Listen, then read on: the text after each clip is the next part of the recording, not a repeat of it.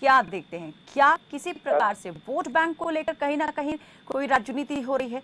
क्योंकि खिलाड़ी जिस कम्युनिटी से बिलोंग करते हैं वो कम्युनिटी एक बड़े वोट बैंक को जो है रीच करती है। ऐसा है कायनात जी, ये जो बात आप कम्युनिटी की बात कर रहे हैं, किसी और की बात कर रहे हैं, मेरा ये मानना है ये जो ब्यूरोक्रेसी है, अनेक बार चाहे कोई भी राजनीति किसी भी पॉलिटिकल पार्टी का शासन रहा हो, राजनेता जो घोषणाएं करते हैं उसको जब फाइलों पे लाया जाता है तो वहाँ मीन में निकाली जाती है ब्यूरोक्रेसी द्वारा। अनेक बार उसकी क्राइटेरिया बनाने में वर्षों लग जाते हैं। मेरा आज भी ये मानना है राजनेता से ज्यादा अधिकारी जिम्मेवार हैं जो उसकी मीन में निकालते हैं। अनेक बार राजनेता भी क्राइटेरिया के बिना कुछ घोषणाएं कर देते हैं। आप डीएसपी और एसपीएस उसको लगाओगे जो खिलाड़ी होते हुए वो कम से कम ग्रेजुएट हो। अनेक बार ऐसा होता है भी उसकी एजुकेशन नहीं होती, उसकी ट्रेनिंग नहीं होती। कई खिलाड़ी डीएसपी लगा दिए गए लेकिन वो ट्रेनिंग लेने नहीं गए। उनकी प्रमोशन में अब कहने में बड़ा आसानी लगती है, राजनेता अपने अनुसार चाहे कांग्रेस का हो चाहे बीजेपी का हो अपने अनुसार बात कह देगा। लेकिन अनेक बार खिलाड़ी जो होते हैं जब तक खेल में होते हैं तब तक ट्रेनिंग नहीं लेते, और अनेक लोग जब ट्रेनिंग नहीं लेंगे, कोई पुलिस में मान लिया जोगिंदर शर्मा डीएसपी लग गए, सरदारा सिंह डीएसपी लग गए, अगर वो ट्रेनिंग लेने नहीं चाहेंगे, मैं पर्टिकुलर इनके बारे में नहीं कह रहा क्योंकि ये दोनों को डीएसपी लगाया गया था, ट्रेनिंग लेने जाएंगे तो प्रमोशन में जाएंगे। और अनेक बार कुछ कमियों के कारण या तो स्पष्ट रूप से जब घोषणा की जाए तो उसमें एजुकेशन प्लस पदक दोनों चीजों की जब घोषणा नहीं होगी, पारदर्शिता नहीं होगी, तो ये बातें उठाई जाएगी, खिलाड़ियों द्वारा भी उठाई जाएंगी और उसके बाद राजनेताओं द्वारा अपनी सुविधा के अनुसार उठाई जाएंगी।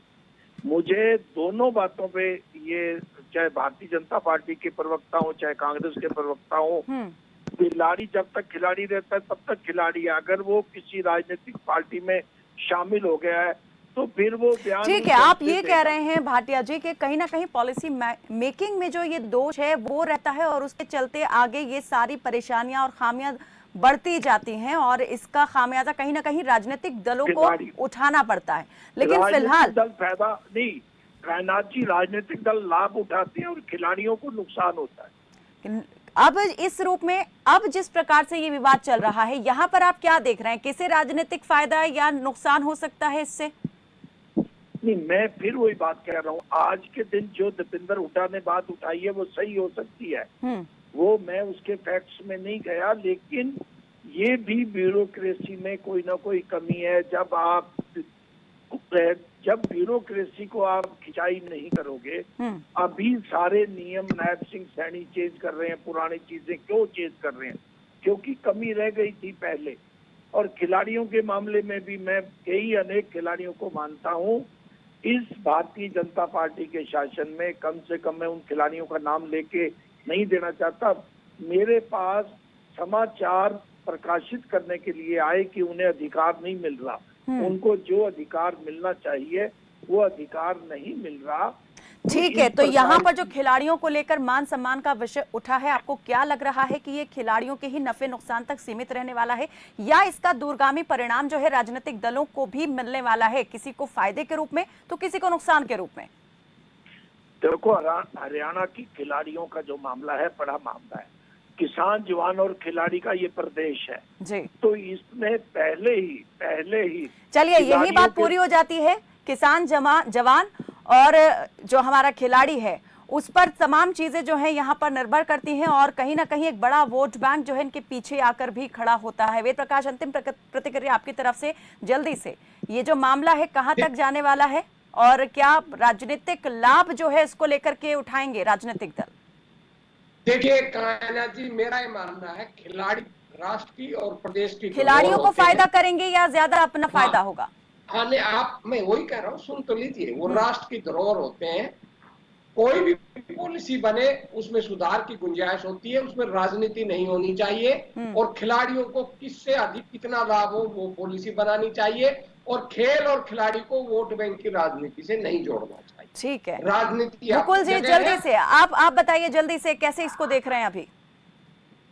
देखिए, खेल है जो अभी राजनीति की तरफ नहीं होना चाहिए। राजनीति खेल पे खिलाड़ी ने इस लेवल पे खिलाड़ी, ठीक है, राजनीति है और राजनीति में खेल को शामिल नहीं करना चाहिए या खेल को लेकर राजनीति नहीं होनी चाहिए, लेकिन होती तो है, इसे कोई नहीं रोक सकता है। बहुत बहुत शुक्रिया। प्रियदर्शनी फिलहाल हमारे साथ नहीं जुड़ी हैं और उनका भी बहुत धन्यवाद इस तमाम चर्चा में हमारे साथ जुड़ने के लिए। तो हरियाणा में खेल नीति और खिलाड़ियों के सम्मान को लेकर अब मुद्दा जो है लोकसभा में उठा है, संसद में, सदन में जब ये मुद्दा उठा है तो अब बात कहां से कहां तक जाएगी और कहां तक ये स्ट्राइक करने वाली है, ये जरूर देखने वाली बात होगी, क्योंकि हरियाणा में कुछ ही समय बाद जो है विधानसभा चुनाव होने हैं और बार बार जो विपक्षी दल है कांग्रेस जो है वो अपनी खेल नीति को लेकर अपनी पीठ थपथपाता रहा है और यही कहता रहा है कि खेलों के मामले में हरियाणा नंबर 1 हुआ करता था, खिलाड़ी ज्यादा से ज्यादा पदक लाते थे, वो सिर्फ इसलिए होता था क्योंकि हमारी नीति इस प्रकार थी और मौजूदा सरकार ने उस नीति को ही एक प्रकार से खत्म करने का काम किया है। ओलंपिक शुरू हो गया है, अब इस ओलंपिक में कितने पदक हरियाणा की झोली में आते हैं और उन पदकों को लेकर क्या राजनीति होती है, ये जरूर कह सकते हैं कि इसको लेकर मामला गरमाएगा। लेकिन फिलहाल खिलाड़ियों के मान सम्मान को लेकर एक बार फिर से राजनीति जो है वो गरमाती नजर आ रही है।